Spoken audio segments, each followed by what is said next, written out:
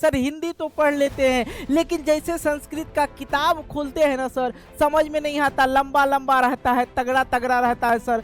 बहुत समस्या है सर, संस्कृत पढ़ने नहीं आता है, बहुत तकलीफ हो रहा है। अगर आपके साथ ये समस्या है, ये हलंत इसका मतलब क्या होता है नहीं पता रहता, इसलिए हम गलती करते हैं। अवगरह यही वाला तो मेन हमको डराता है।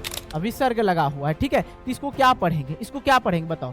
नम पढ़ दीजिएगा आप लोग। तो इसका मतलब होता है, विसर्ग का मतलब होता है ह। कर्पूर गौरम, अनुस्वार का मतलब जो होता है म होता है, याद रखना।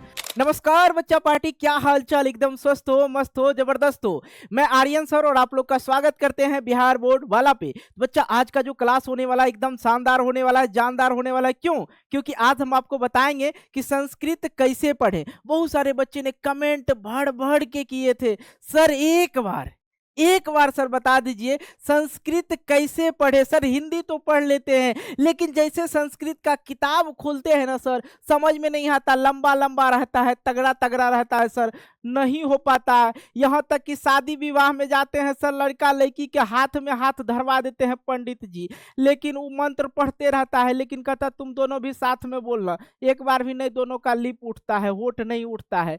बहुत समस्या है सर, संस्कृत पढ़ने नहीं आता है, बहुत तकलीफ हो रहा है। अगर आपके साथ ये समस्या है तो भाई आप सही वीडियो पे आए हो, इस वीडियो को पूरा वॉच कर लेना। संस्कृत में गर्दा छोड़ा दोगे, मतलब एकदम जो भी आए मंत्र उंत्र सब पढ़ने के लिए सिखा देंगे। जैसे आएगा आराम से, हाँ ठीक है पढ़ लेंगे, कोई दिक्कत नहीं होगा। तो जब किताब पढ़ने के लिए सीख जाइएगा तो नंबर भी आराम से लाइएगा, है कि नहीं। तो फटाफट से इस वीडियो को लाइक करो और जरा नहीं आता पढ़ने के लिए ओकरा भेज देना, ठीक है। चलो भाई, तो हम लोग क्या देखने वाले, सबसे पहले तो यहाँ पे देखो पॉपुलर मंत्र है कि नहीं, ये पॉपुलर ही मंत्र है। ये पॉपुलर मंत्र आप लोग को पढ़ने आता है, एक बार पढ़ के सुनाओ। मंगलम भगवान विष्णु मंगलम गुरुध्वजा मंगलम पुंडरीकाक्ष मंगलम तनोहरि चोहा, सिंदूरदान किया जाए। ओके, आ जाओ भाई। एक और है शिव भगवान का जो है मंत्र है, बहुत ज्यादा पॉपुलर है, इसे भी पढ़ने की कोशिश करते हैं। कर्पूरम गौरम, कर्पूर गौरम, अनुस्वार का मतलब जो होता है म होता है, याद रखना।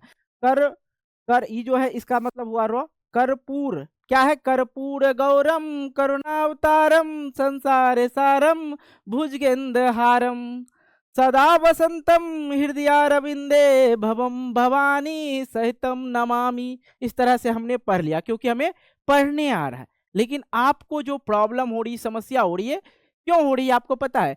कुछ जैसे कि यहाँ पे अनुस्वार का मतलब नहीं पता है, ये जो इस तरह से लगा रहता है, कहाँ भाई, यहाँ नहीं है, इस तरह से लगा रहता है बीच में, इसका मतलब क्या होता है समझ में नहीं आता। बाकी संस्कृत जो होता है, सीधी बात समझो, हिंदी में ही लिखा रहता है, उसके कुछ चीजों को आपको जानना होगा, उसके बाद आप संस्कृत फटाफट पढ़ेंगे मेरे साथ, ठीक है। तो देखो वो कौन कौन से शब्द है यहाँ पे, देखो मैंने लिखा संस्कृत पढ़ने के लिए जो है अनुस्वार के बारे में जानना पड़ेगा आपको, विसर्ग के बारे में जानना पड़ेगा। विसर्ग का मतलब क्या होता है, जब किसी शब्द के अंत में, जैसे कि यहाँ पे दिखा जाए नो मो, विसर्ग लगा हुआ है, ठीक है, तो इसको क्या पढ़ेंगे, इसको क्या पढ़ेंगे बताओ। नम पढ़ दीजिएगा आप लोग। तो इसका मतलब होता है, विसर्ग का मतलब होता है ह, क्या होता है ह, तो क्या हो जाएगा नमः, क्या पढ़ेंगे नमः, इसको क्या पढ़ते हैं नमः। जैसे कि एक बात और है, शिव, शिव आ गया, ठीक है, शिव आ गया, विसर्ग लगा है तो इसको क्या पढ़ेंगे शिव, क्योंकि ये विसर्ग का मतलब जो होता है ह होता है। तो बोलो आज के बाद गलती करोगे, बोलो सही सर नहीं करेंगे। अब देखो हलंत, कहीं कहीं इस तरह से हलंत लगा रहता है, जैसे कि कुछ ले लो तुम, ये हलंत, इसका मतलब क्या होता है नहीं पता रहता, इसलिए हम गलती करते हैं। अवगरह यही वाला तो मेन हमको डराता है, यही वाला, ये जो देख रहे हैं ये जो रहता है एस सनक, ये ज्यादातर जो है मंत्र उंत्र में रहता है। अब इसका क्या मतलब होता है, बड़का समस्या आ गया, बहुत ज्यादा टेंशन हो जाता है, मेरे साथ भी होता था। तो हमने एक सटीक तरीका निकाला कि कहाँ दिक्कत हो रहा है। हालांकि सब कुछ तो हिंदी में लिखा रहता है, फिर भी हम नहीं पढ़ पाते हैं भैया। उस चीज का जो है यही, ये सब 4 पॉइंट जो मैंने दिया, अनुस्वार विसर्ग हलंत अवगरा, इनके बारे में अगर समझ जाते हो संस्कृत आराम से होगा, हिंदी के तरह पढ़ोगे। आ जाओ भाई, सबसे पहले देखो अनुस्वार। अनुस्वार यह कहीं न और कहीं म का ध्वनि देता है। ले भैया ओम फू वाला बात हो गया, कहीं न और कहीं म कैसे समझेंगे सर? अब समझना, जब ये किसी वर्ण के ऊपर किसी शब्द मान लो, किसी शब्द के वर्ण के मतलब शुरुआत में लगा रहे, तो ये म होता है और अंत, सॉरी न होता है और अंत में रहे तो नौ होता है। कैसे? देखो यहाँ पे, देखो संस्कृत की हम बात कर रहे हैं, देखो यहाँ पे संबंध है, ठीक है, संबंध है। यहाँ पे म हो रहा है, ये हिंदी में आ रहा है ना, ये हिंदी में आ रहा है। जैसे यहाँ पे देखो ये लास्ट में आया त्वम, त्वम को देखो, त्वम ऐसी तरह इस तरह लिखा रहता है, संस्कृत में त्वम इस तरह लिखा रहता है। तो ये अनुस्वार का मतलब हो गया म, जिसको तुम लिख सकते हो इस तरह से, त्वम ऐसे लिख सकते हो, ठीक है, इस तरह लिख सकते हो। जैसे संस्कृत, यहाँ पे क्या पढ़ोगे, संस्कृत, अनुस्वार लगा हुआ है तो इसका मतलब हुआ संस, ये यहाँ पे क्या हो रहा है, नौ का उच्चारण, संस्कृत होता है ना, संस्कृत, ठीक है, संस्कृत। तो ऊपर में अनुस्वार क्या लगा हुआ, अनुस्वार लगा हुआ ना, लास्ट वाले वर्ण में अनुस्वार लगा हुआ, तो क्या हो जाएगा, संस्कृतम, क्या हो जाएगा, संस्कृतम। अब देखो यहाँ पे है पुस्तकम, ठीक है, पुस्तकम, इसको लिखोगे कैसे, संस्कृत में अगर हमें लिखना होगा तो इसका शुद्ध जो उच्चारण इस तरह से लिख सकते हैं, पुस्तकम, इस पे अनुस्वार लगा दो भाई, समझ में आया।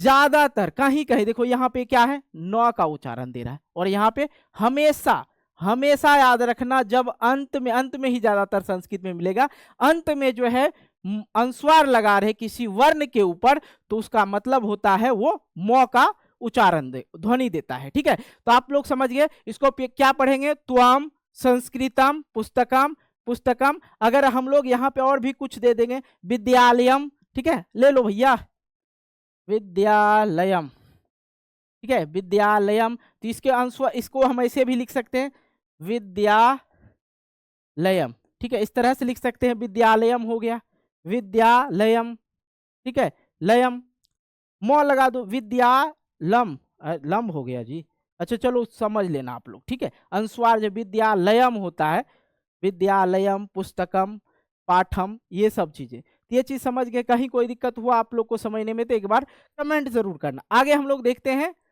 अनुस्वार का तो हो गया, अब आता है मेन पॉइंट्स यहाँ विसर्ग पे। विसर्ग में बच्चे फंस जाते हैं, अभी ये अलग अलग तरह से सेट होता है, तो अलग अलग तरह से एग्जाम्पल लेके हम आपको समझाते हैं।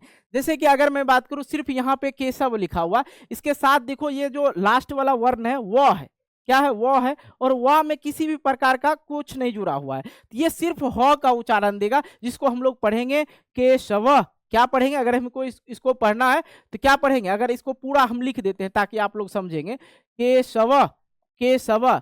यहाँ पे क्या पढ़ेंगे, नमः, क्या पढ़ेंगे, इसको क्या पढ़ेंगे, नमः, ठीक है। इसको क्या पढ़ेंगे, में दिक्कत होगा, यहाँ पे देखो विसर्ग लगा हुआ है, तो विसर्ग से पहले जो वर्ण है, आकर है कि हर्षिकर है, दीर्घिकर है, जो भी लगा रहे वो ह के साथ भी वही लगाना है। तो इसको आप जो है, आप कहिएगा सर तब इसका तो नदी, नदी ही हो जाएगा, जी बिल्कुल नदी ही हो जाएगा, इसको क्या पढ़ेंगे, नदी ही, ठीक है, ये चीज समझ लो। जैसे कि यहाँ पे है बालह, क्या है, बालह, क्या पढ़ेंगे, बालह, ठीक है।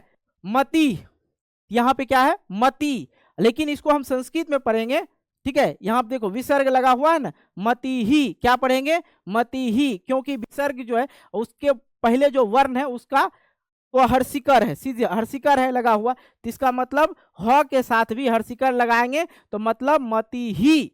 ओके, आगे आ जाओ, देवह, देवही, यहाँ पे क्या हो जाएगा, देवही, ये अपवाद में आ जाता है, देवही आप इसको पढ़ सकते हैं।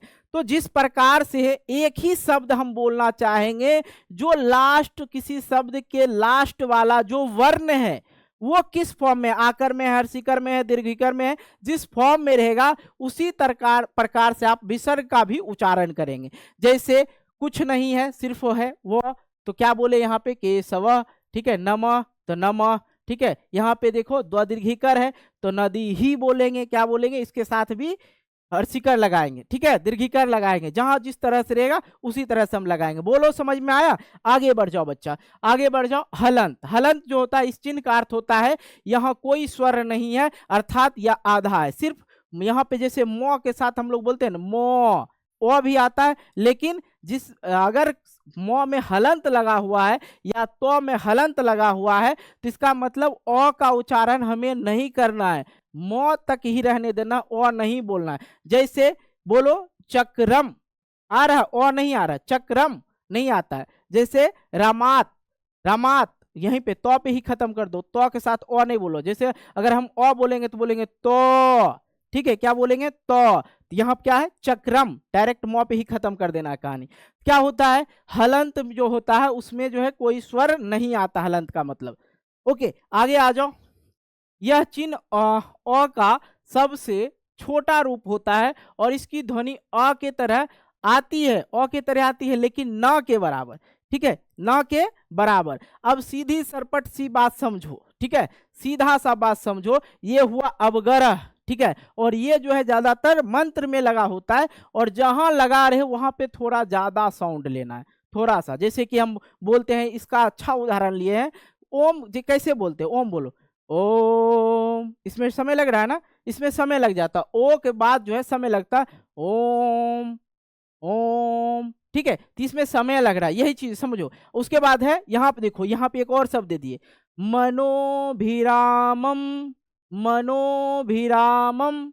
ठीक है, तो इसमें क्या लग रहा है, समय लग रहा है। अब गरह जहां हो उस शब्द को थोड़ा लंबा करके बोलना है, लंबा सांस लेके बोलना है। ठीक है, ये चीज समझ में आ गया, अवगरह। ठीक है, अब ये चीज याद रखना जरूरी है नहीं। ठीक है, सीधी बात समझो, जहां अवगरह होगा उस शब्द का उच्चारण थोड़ा लंबा करना है। ओके, आ जाओ यहाँ पे। मैंने कुछ पॉपुलर मंत्र ले रखा है, जैसे कि ओम सर्वे भवन्तु सुखिनी, ठीक है, सर्वे संतु निरामया, ठीक है, सर्वे भद्राणी पश्यन्तु। ठीक है, तो ये मंत्र था आपका। आई होप इस मंत्र का भी उच्चारण आप लोग करते रहे। और इतना बता दिया आप लोग को, ठीक है, इतना बता दिए। अब आप क्या कीजिएगा, ठीक है, अब आपको क्या करना है, संस्कृत वाला किताब उठाना है कि सर जी वाला ट्रिक काम करता है कि नहीं करता है, एक बार ट्राई कीजिएगा। सिर्फ ये चीजें, और सारा का सारा कुछ जो है हिंदी में लिखा रहता है मेरे दोस्त। एक बार शब्द को तोड़ तोड़ के उच्चारण करने के लिए सीख जाइएगा, तो बाकी ये ट्रिक 100% आपको काम देगा, अगर हिंदी आता है तो। अगर हिंदी नहीं आता है तो फिर तो थोड़ा प्रॉब्लम हो सकता है। बाकी आप लोग को ये वीडियो कैसा लगा, आप हमें कमेंट बॉक्स में जाके कमेंट करके बताएंगे, और आप इस वीडियो को कहां से देख रहे हैं ये भी कमेंट करना। बाकी मिलते हैं हम लोग फिर नेक्स्ट एपिसोड में, नेक्स्ट वीडियो में। तब तक के लिए बाय बाय, जय हिंद, जय भारत, टेक केयर।